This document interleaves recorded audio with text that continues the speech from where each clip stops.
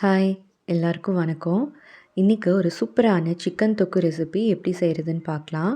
இது பரோட்டா, சப்பாத்தி, இட்லி, தோசை, சாதம் எல்லாத்துக்கூடவும் சூப்பராக இருக்கும்.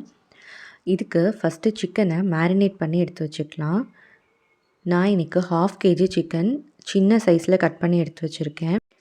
இதில் 2 ஸ்பூன் இஞ்சி பூண்டு விழுது, 1/2 ஸ்பூன் மஞ்சத்தூள், 1/2 ஸ்பூன் தயிர், 1 ஸ்பூன் மிளகாய்த்தூள், கொஞ்சமாக உப்பு, இது எல்லாத்தையும் போட்டு நல்லா கலந்து ஒரு 20 நிமிஷம் ஊற விட்டுருங்க. இப்போ ஒரு கடாயில் 3 கரண்டி எண்ணெய் ஊற்றிக்கோங்க. எண்ணெய் நல்லா சூடானதும் பட்டை, கிராம்பு, சோம்பு போட்டு நல்லா பொரிஞ்சதும் இதில் வெட்டி வச்சுருக்க பெரிய வெங்காயம் 1 அதை சேர்த்திக்கலாம். வெங்காயத்தை நல்லா வதக்கிக்கோங்க. வெங்காயம் வதங்குறதுக்கு தேவையான அளவு உப்பு போட்டுக்கலாம். உப்பு நம்ம ஏற்கனவே மேரினேட் பண்ணுறதுக்கு போட்டிருக்கோம். ஸோ அதனால் பார்த்து கொஞ்சமாக போட்டுக்கோங்க. இப்போது வெங்காயம் நல்லா வதங்கி எண்ணெய் பிரிஞ்சு வந்துருச்சு. இந்த ஸ்டேஜில் நம்ம 3 ஸ்பூன் இஞ்சி பூண்டு விழுதை ஆட் பண்ணிக்கலாம்.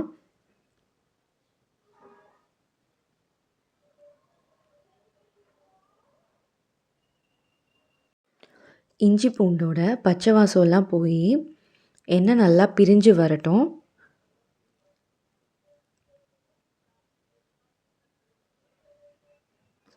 இப்போது தக்காளி ஆட் பண்ணிக்கலாம். நான் இன்றைக்கி 2 தக்காளி எடுத்திருக்கேன்.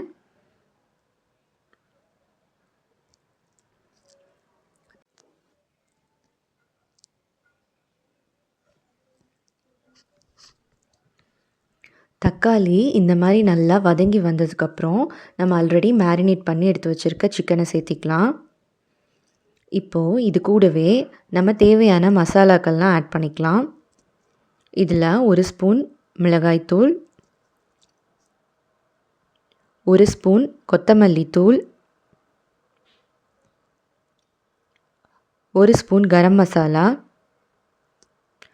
1/2 spoon chicken masala. Chicken masala இல்லைன்னா நீங்கள் கறி மசாலா கூட போட்டுக்கலாம். இப்போ எல்லாத்தையும் நல்லா கலந்துக்கோங்க.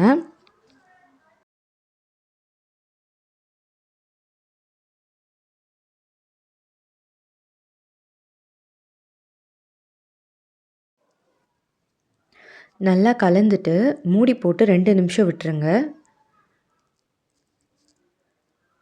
இப்போது சிக்கன் வேகிறதுக்கு தேவையான அளவு தண்ணி ஊற்றிக்கலாம். நான் இன்றைக்கி 1/2 கிளாஸ் தண்ணி ஊற்றிருக்கேன். தண்ணி ஊற்றிட்டு நல்லா கலந்து விட்டுக்கோங்க. கலந்துட்டு மூடி போட்டு ஒரு 20 நிமிஷம் வேக வச்சு எடுத்துக்கலாம். நடுவில் அப்பப்போ கிளறி விடுங்க.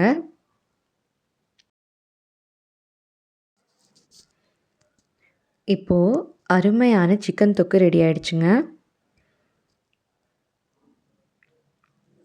நீங்களும் ட்ரை பண்ணி பார்த்துட்டு எப்படி வந்ததுன்னு எனக்கு கமெண்ட்டில் சொல்லுங்கள்.